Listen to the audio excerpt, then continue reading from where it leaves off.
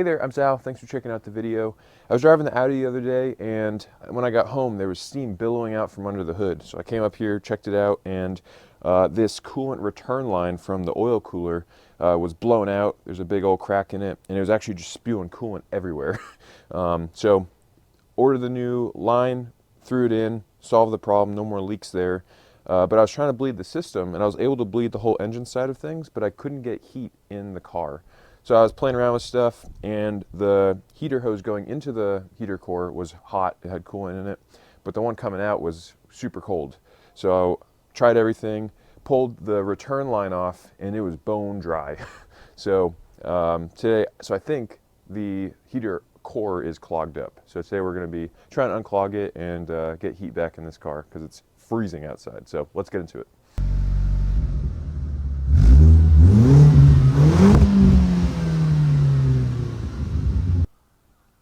So if you look in the back of the engine bay, you'll take this big plastic cover off back here near the battery, and these are the heater core feed and return lines. These clamps are a huge pain to take off, but a little bit of patience and some busted knuckles, you'll have them off, and then this is where we'll do the flush from, right here. So the parts that I picked up for this are the 5/8 and 3/4 inch hose adapter. So this is a female end that'll screw onto the garden hose, and then this male end will slip inside of the 3/4 inch heater hose that I bought. I got this at Autozone. They cut it to length for you, which is pretty cool. I got 4 feet, and I think I underestimated a little bit. I think going with 5 or 6 feet would probably be a little bit better. But this will just fit on here like this. And then this collar will sit over that and tighten it down so we don't have any leaks, and we can get some good pressure flowing through the heater core. So from what I understand, you want to flush it backwards. So we'll have the garden hose going in here, and then we'll have the drain coming out the bottom. So I just have this hose run over the side of the car, and I'll just attach it to this bottom outlet here. I think that should be good. I'm just on like maybe 3/4 of an inch. If it blows off, then maybe I'll throw a hose clamp on it or something. But I think for now that should be good. For this top one, the hose is super stiff because it's brand new. And because it's cold out, it makes it even stiffer. So what I found is if you just use a little bit of heat on it, it makes it a little bit more malleable and you can slip it on easier.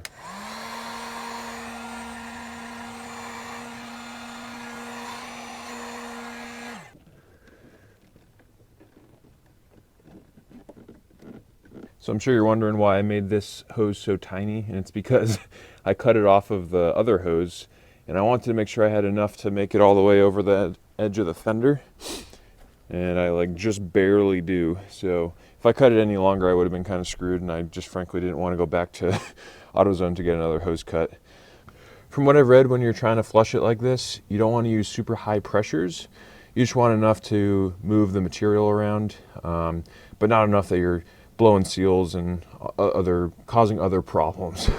So you can see I've got it on there just a little bit, but over the bulb, and hopefully that holds. If not, then we will readjust. So at this point, I just turned on the water in the garden hose, and we're just waiting for the system to fill up and then clear out. I did run into some leaks at the hose adapter fitting, but I just need to tighten up the collar a little bit more. But anyways, here you can see the coolant start making its way out of the system. I do wish the hose was a little bit longer, but to my surprise, it was perfectly clean. Like very, very little sediment in there, if any. So this confused me a little bit, because it's not what I was expecting to see at all. I thought it was going to be like straight up mud coming out of here. Well, that doesn't look very dirty. So I'll be honest, I was a little skeptical that the heater core was clogged because I had no issues with the heat before the coolant leak, so why all of a sudden would it be so clogged that no coolant can even pass through it? One of my theories after talking with my dad a little bit was that when the hose blew out, the one that I replaced, maybe it caused a huge pressure differential in the system, which dislodged some sediment or something like that, but judging based on our current situation with clear fluid coming out, I don't think that the heater core is our issue, and maybe I just didn't do a great job bleeding it last time. Okay, so after playing around with flushing out the heater core and not seeing any debris or anything in there, I was looking around a little bit more, and you can see right here on top of the outlet, there's this little hole that's there from the factory, and that is a bleeder port for the the heater core return.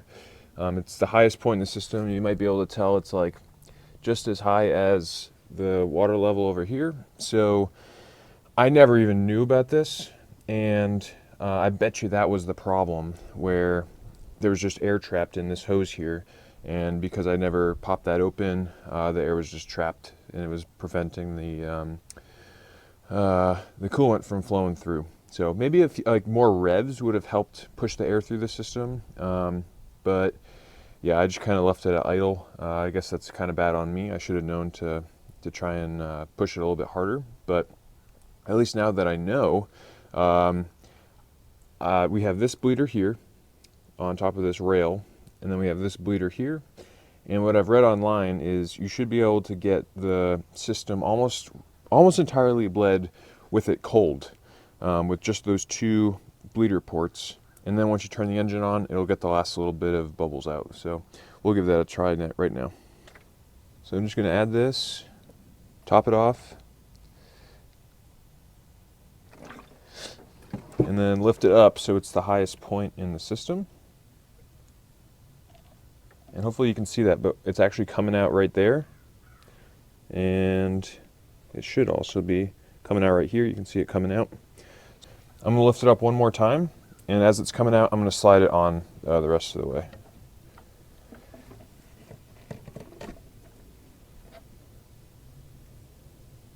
Cool. I wonder if that solved the problem. So I played around with this for a super long time. I made a huge mess of coolant all over the place, and I tried a whole bunch of different methods for bleeding the air out of the system. I just tried leaving the cap off the reservoir. I tried lifting the reservoir up and balancing it so it was the highest point in the system, which that proved to be kind of dumb because it just kept tipping over and spilling coolant all over the place, so probably should have secured it a little bit better.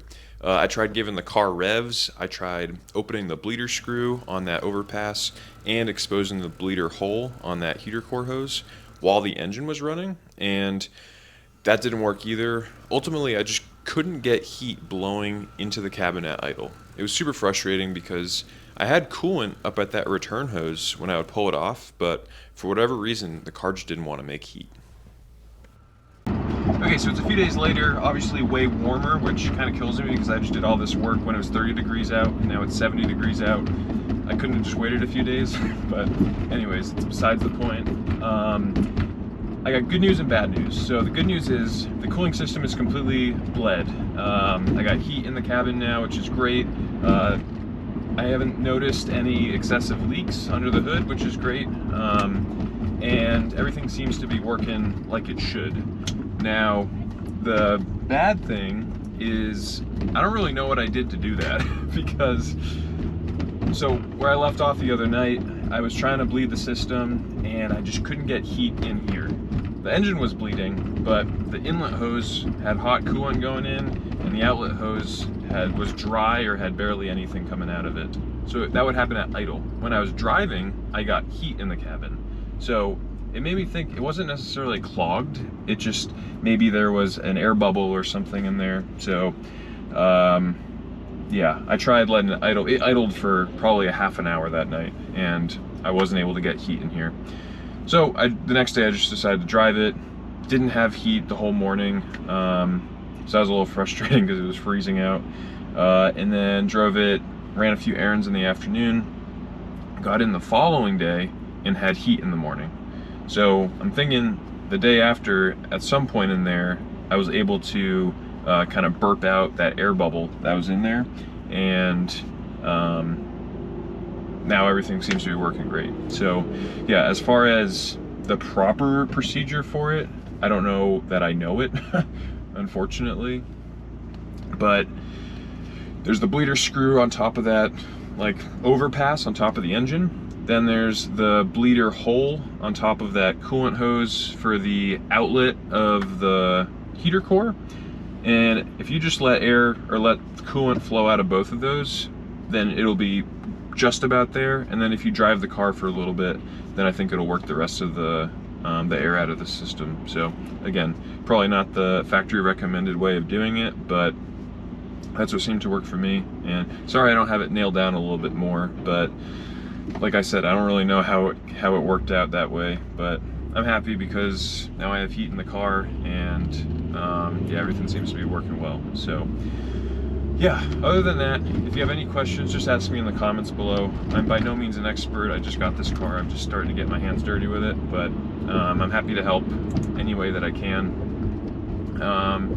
Yeah, tons more coming on this car. Trying to clean up the interior. I'm going to do a full exterior thing as well, so stay tuned for that. But otherwise, thank you guys so much for watching. Thanks for subscribing, and have a great rest of your day.